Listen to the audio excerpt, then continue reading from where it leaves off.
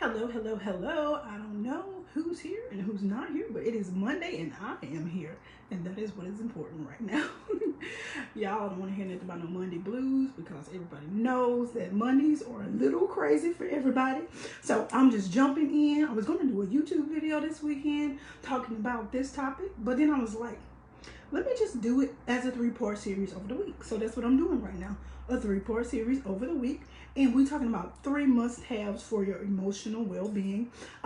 It's so many things that kind of go into just keeping our mood up. We're trying to keep our mood up. We're trying to keep our energy up. We're trying to stay lifted. We're trying to have the confidence that we need, all of those things. So 3 must-haves that you got to have in order to kind of keep that bar raised internally. There's an external bar, and we know that external bar of what people think goes up and down and back and forth, but it's about the internal bar, about what we're doing to make sure that we stay where we need to be.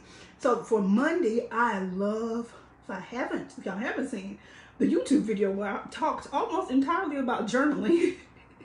I love writing, y'all. I love journaling. I find journaling to be so therapeutic for me. Being that it's Monday, I do find that kind of taking a gratitude list or gratitude journaling is a really good thing to do on a Monday or even on a Sunday night when you get ready to go into a Monday. Journaling for gratitude is just really, really, really good. Gratitude puts your mind and set in the right place. It's a lot out here for us to not be happy about. It's a lot out here that may not be going right. Things that kind of may be fluctuating in our life may not be exactly what you want it to be. So I always find that like a gratitude journaling really helps me with kind of focusing on, okay, what is going right in my life? Okay, what is, not saying perfect. What's going right in my life? What are the blessings that I have right now? What good things can I look forward to right now? What's coming up in the near future for me that's good? What has recently happened to me or for me that's good? Are my family members well and in good health? Do I have the basic necessities that I need in my life? Excuse me, y'all. These sinuses been doing just a number on me. But do I have the basic necessities that I need in my life?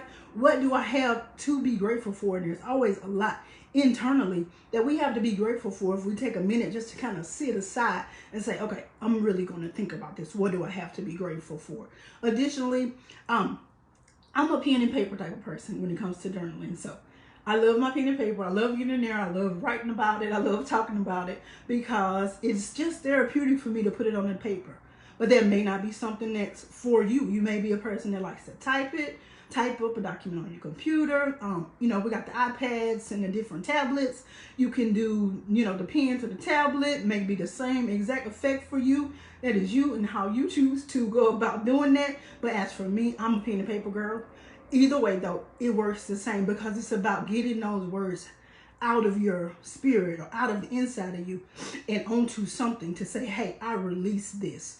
So gratitude journaling is the first kind that I definitely want to mention to you because I find that to be so helpful for me, especially if you've kind of been through something rough, or like I said, if you're going into the week, man, I got a rough week coming up. I know Monday is going to be crazy. I'm going to have all these tasks. They're going to be telling me to do this, that, and the other.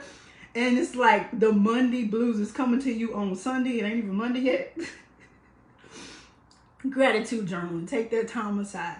Or if something has happened and, you're kind of going through some fluctuation of emotions and you just kind of like, wait a minute, let me take it back. Let me see what's going on. Let me get myself together a little bit.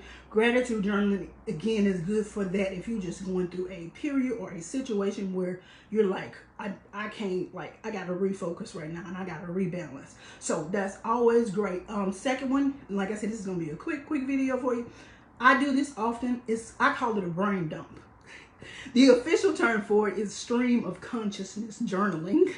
That's too much to say. I call it a brain dump, okay?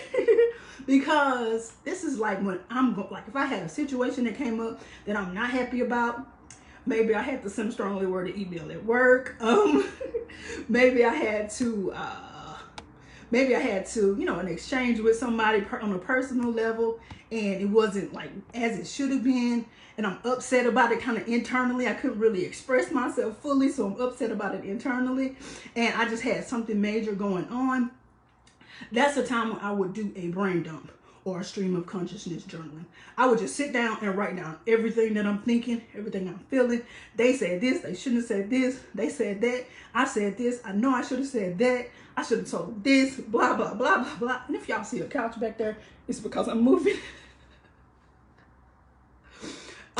But I do that brain dump when I'm going through something sometimes, or when something came up that's kind of like out of my control or major, or you know, you just kind of going through that heavy thing. I want to get it all out.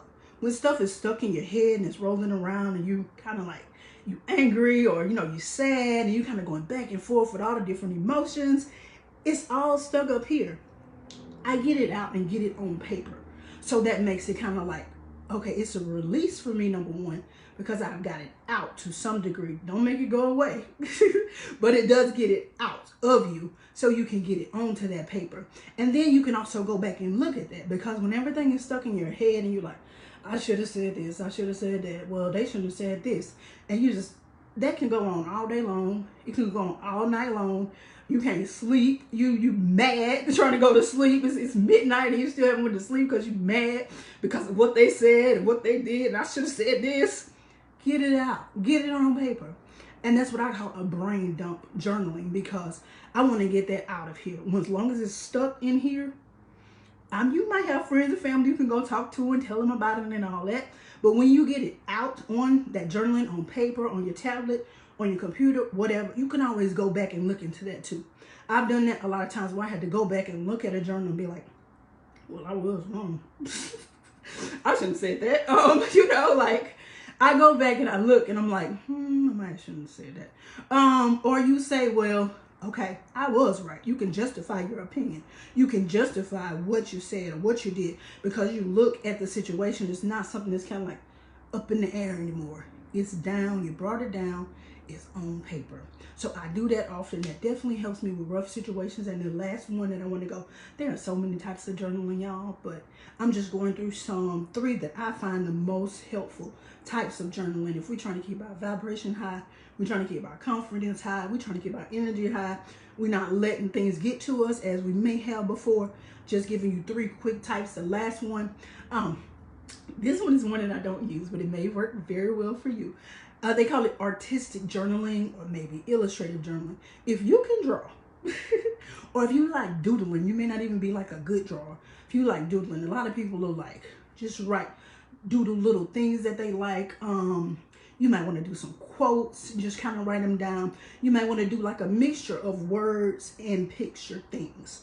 I cannot draw to save my life, your life, or anybody's life. That's not something I'm good at. But I do find a lot of people do this who like drawing, who like doodling. And it don't have to be perfect because it's for you to see. It's about whatever topic you want it to be about. So that's just between you and yourself of whatever you want to write. You can just kind of freestyle it. You can draw a picture, you know, and then some words on the side. Something illustrative of how you're feeling. You can draw, I don't know, graphs, cartoons, anything that you feel like will help you with the therapeutic process. Because I know for me, I like to sew. That's a craft that I like, that I'm good at, and it's therapeutic for me.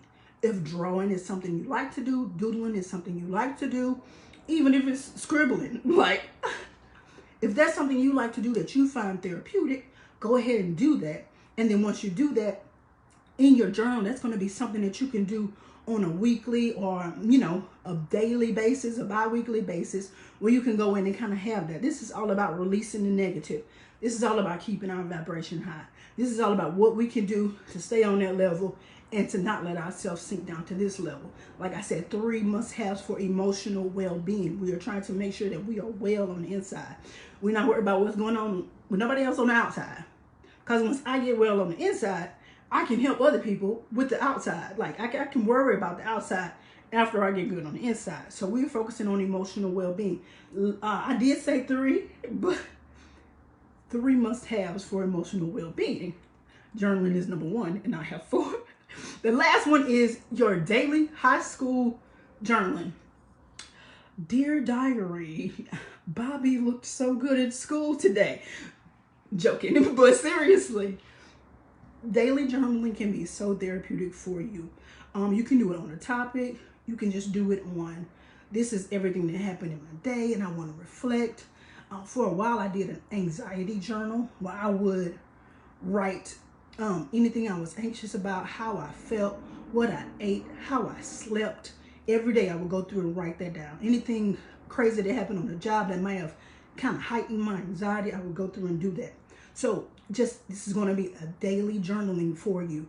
You can do it on a specific type. Like I said, I did anxiety one time, but you can just do it on your day in general.